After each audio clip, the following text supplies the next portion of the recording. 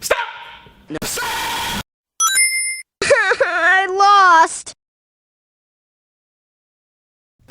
Let me start by making this clear. I am not against playable Tails. I really want other playable characters besides Sonic to make a big comeback, and Tails is certainly one of the most deserving of this. That said, it wouldn't be as simple as bringing back a character like Shadow would. Thanks to interviews and screenshots, we have found out that Tails will feature in a new mechanic being implemented into Sonic Colors Ultimate, the Tails save. When Sonic would fall down a bottomless pit, Tails will fly in to rescue him, saving the player a life. Whilst it is nice to see Tails do something, this is obviously not going to satisfy people who wanted to play as Tails. But I think the reason behind this is partially due to how hard it would have been to have a faithful Tails playstyle retrofitted into colours. This video is not supposed to be a defense of the Tails save mechanic, nor an argument against playable characters.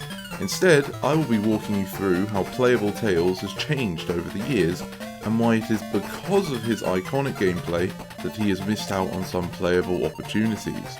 This video is aimed mostly at mainline appearances, as spin-off games don't carry the same issues. In the classic games, Tails was practically identical to Sonic on a gameplay level. They shared the same top speed, jump height, and level design. In his first outing, the player couldn't even use Tails' fly ability, so they did play identically. Once Tails was allowed to fly though, it wasn't without its limitations. The most obvious is that Tails could not fly forever. He would tire and fall after a short while. This meant that if there wasn't anything nearby to land on, the player wouldn't be able to fly past certain places. Alongside this was that flying was also intentionally slow compared to running. These two weaknesses combined allowed the level designers to construct areas of a stage that were deliberately more open to allow Tails the freedom to explore, skip it, or access areas Sonic could not. But it also meant they could restrict how much power flying had at any one point without ever actually having to remove the ability from the player. And because beyond flying, Tails played like Sonic, he still interacted and benefited from the standard Sonic level design when not flying. As you can see, there was a lot of thought put behind the way Tails played in the classics. If I were to guess, Tails lacking the ability to use fly in Sonic 2 was likely due to the designers having some initial concerns of how it might complicate the design process, but by Sonic 3 they had figured it out. The next evolution of Tails' playstyle arrives with the shift to the third dimension in Sonic Adventure. In this title, it is clear the intent was to try and maintain as much of the traditional Tails controls through the transition. Tails has a good top speed, fast acceleration, and good jump height.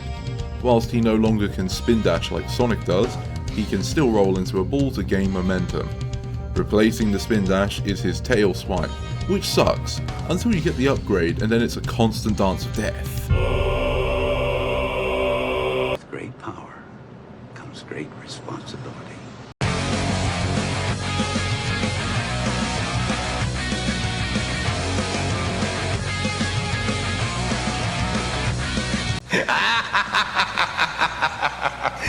Please stop, Tails! What have I done? But the most pivotal feature for this conversation is the flight. Do you remember how I was saying that Sonic 3 had some flight restrictions? How the player couldn't just go wherever they wanted all the time? Well, Sonic Adventure sure didn't. In this game, Tails' flight no longer has a momentum cap associated with it. If you already had decent momentum before liftoff, then you will blitz across the skies. He does still lose stamina, but due to how well he maintains momentum in the air, as well as the fact that if you ease up on the fly button he will conserve stamina, Tails is easily capable of sustaining flight for far longer than you would think on paper. To top it all off, Tails can grab the jet anklet right at the start of the game. This increases the speeds he can attain whilst flying. So Tails is a faster flyer now.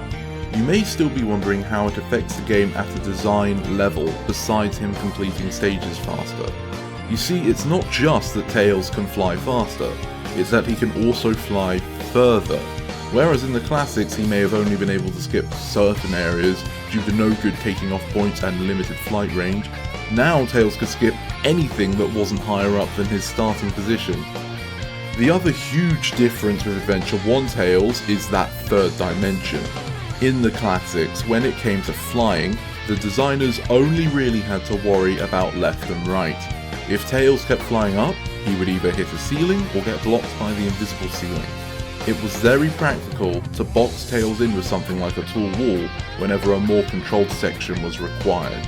In Sonic Adventure, however, Tails can fly around the wall and still have stamina to spare. Tails, as he functions in Sonic Adventure, fundamentally breaks the level design they use for all the other playable characters. An overpowered flight and nothing to keep it in check. Of course, they could have forced Tails into levels made out of corridors, but then what would have been the point in letting him fly in the first place? The goal was to have Tails, as the players knew him, playable. The designers were undoubtedly aware of the problem they had created, which is likely why all of the Tails story is centered around racing Sonic instead of reaching the goal. If the objective was the race to begin with, then Tails' speed would become an asset, at least in theory. This approach didn't really pan out too well. Tails plays on what are essentially Sonic's levels, as how most of the SA1 characters were designed, but with fly panels scattered everywhere. These give Tails a boost and help him extend his flight, usually showing players the optimal route to take. Sonic, on the other hand, has no realistic way of keeping up, so the game artificially moves him along to keep up the illusion of a race. This can be seen to greater effect when Tails has a race versus Eggman instead. This time, the developers don't even try to hide the truth behind these races, as Eggman just flies to the goal at a set pace, meanwhile Tails has all sorts of fly panels to help him overtake him. Instead of finding a solution for Tails, they just made him take part in races and even accentuated his broken controls. That isn't too surprising though, as this was the first attempt and they had to make him playable on the available levels somehow. If you still aren't convinced that this was a compromise in design though, look at how many times Tails is a stage that ignores his moveset. He has 2 snowboarding levels and 2 tornado chases. That is more than anyone else besides Sonic, but he has far more regular stages than Tails. Giving Tails these side modes allows his story not to end too quickly, and have some stages with a more restricted design. Do I hate Tails in SA1 though? No, far from it. It was a blast to have the freedom and power of a fully realised flight. Even soaring across the hub world was entertaining enough, and the breakdance of death was also satisfying to use. But after playing the game enough, if you wanted to feel some form of challenge, you would find Tails in SA1 unfortunately lacking. Of course, one of the benefits of having multiple playable characters is that it's okay to have a character that acts like the easy mode, but if the designers were trying to avoid such a thing, then this Tails was a problem. Moving on, Tails would never be given this playstyle again in a 3D title. If we take a brief look at Sonic Advance, you can see that here Tails operates just fine with the level design. This game takes the Sonic 3 approach, where the levels are all explored by all characters, but they have been crafted with their capabilities in mind.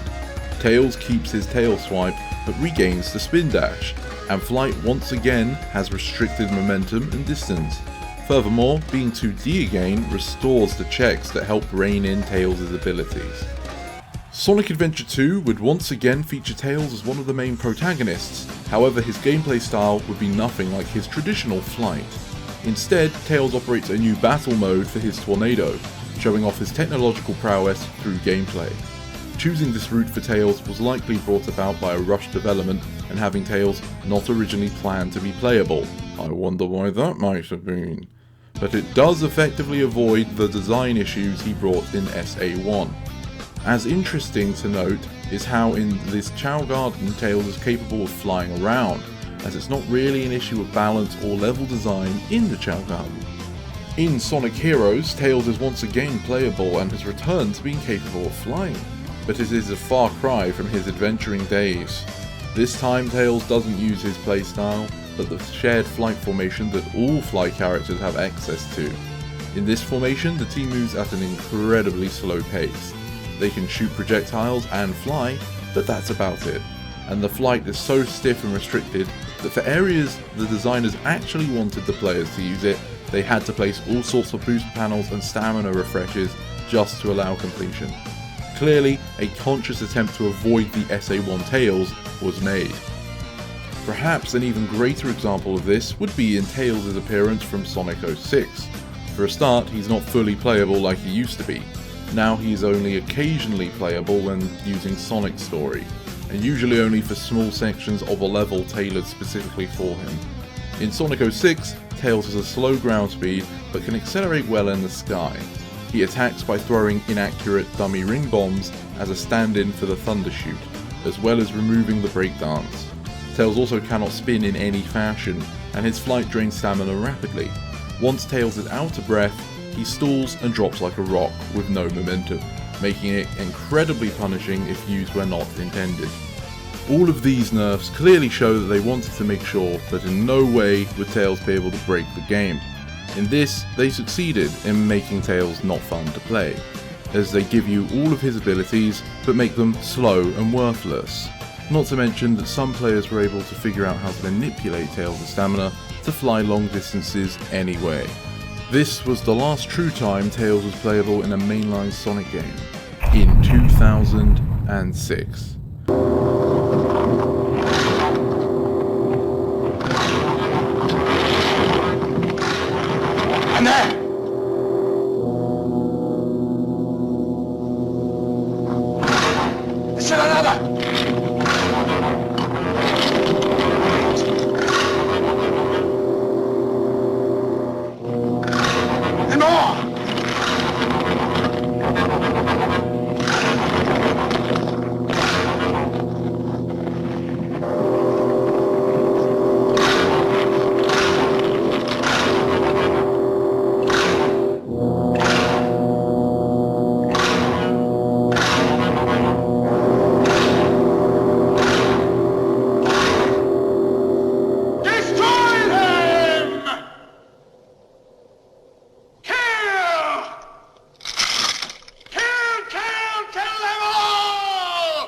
Sonic Unleashed was the beginning of Tails adopting the support role.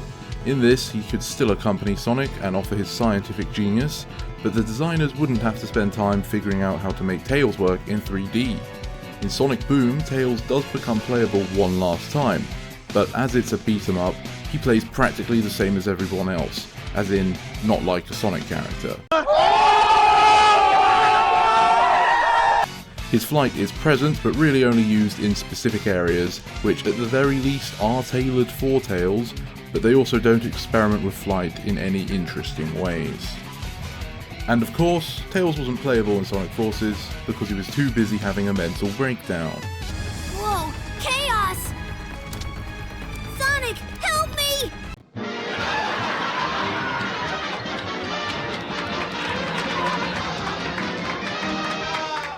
This brings us back to Sonic Colors Ultimate. As we've discussed, making Tails playable in 3D is a lot harder to get right than in 2D, hence why he's instead used as a substitute for losing a life. Although it's ironic because Colors is basically a 2D game anyway, so they could have gotten away with a playable Tails.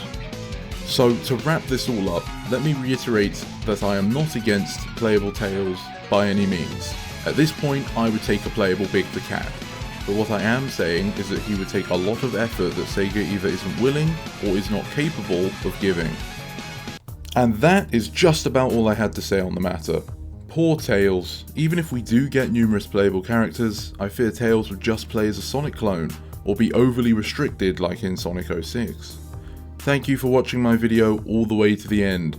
Why not leave me a comment about your thoughts on playing as the twin-tailed fox? I hope you have a nice day, and see you next time.